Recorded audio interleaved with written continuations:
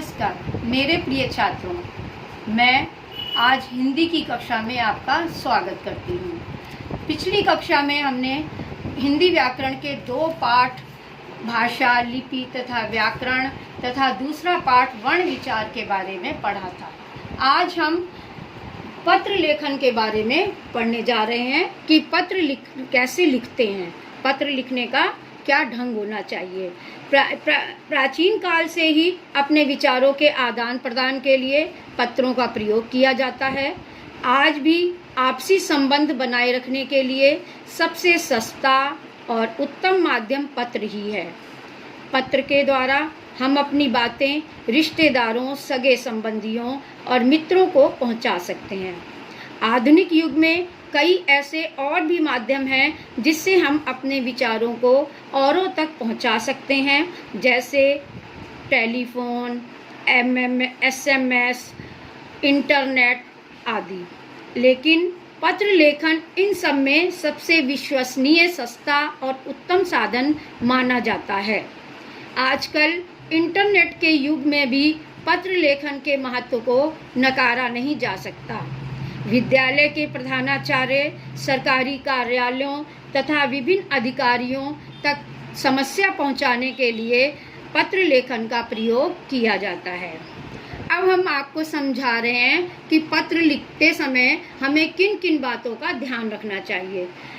आदर्श पत्र के गुण। आदर्श का मतलब बहुत अच्छा आप पत्र कैसे लिख सकते हैं।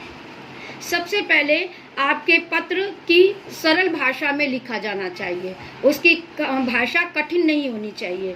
दूसरा, पत्र में अपनी बात स्पष्ट किंतु विनम्रता से कहनी चाहिए। अपनी बात एकदम स्पष्ट, क्लियर और पोलाइटली कहनी चाहिए। ये नहीं अकड़ के बोलना चाहिए कि हमें ये करना है, हमें ये करना है, हमें ये करवा दो, तो ऐसा नहीं बोलना चाहिए। पत्र संक्षेप में लिखा जाना चाहिए। जो भी हम अपनी बात कह रहे हैं उसे एकदम संक्षेप में लिखना चाहिए। पत्र का आरंभ और अंत सही होना चाहिए। तो आरंभ और अंत के लिए आपको पत्र के प्रकार पे ध्यान देना चाहिए कि अगर वो औपचारिक पत्र है तो उसका आरंभ और अंत कैसे करना है, और अगर अनौपचारिक पत्र है तो उसका आरंभ और अंत कैसे करना है। अब हम दिखा रहे हैं पत्र में शिष्टाचार का भी पूरा ध्यान रखना चाहिए कि हमें बड़ों से किस तरह बात करनी चाहिए, या अपने प्रिंसिपल से हैं तो उन्हें हमें किस तरह बात करनी चाहिए। तो इस प्रकार हमें शिष्टाचार का भी पूरा ध्यान रखना चाहिए। अब हम आ रहे हैं पत्रों के प्रकार पे। सबसे पहले मुख्य रूप से पत्रों को 2 भागों में बांटा जाता है। एक तो अनौपचारिक पत्र और दूसरा औपचारिक पत्र। अनौपचारिक पत्र मैं समझाती हूँ आपको कि ये कैसे कैसे लिखे जाते हैं और इसका अनौपचारिक पत्र में कौन कौन से पत्र आते हैं। जिन लोगों से हमारा व्यक्तिगत संबंध होता है, जैसे हमारे दादाजी हैं, चाचा जी हैं, मामा हैं, उन्हें लिखे जाने वाले पत्रों को अनौपचारिक पत्र कहते हैं।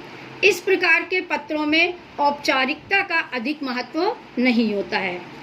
इसमें सगे संबंधियों को लिखे जाने वाले पत्र, बधाई पत्र, निमंत्रण पत्र, संवेदना पत्र और सभी व्यक्तिगत पत्र आते हैं।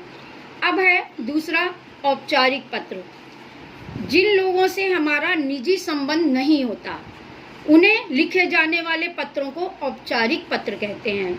इस प्रकार के पत्रों में औपचारिकता का विशेष महत्व होता है।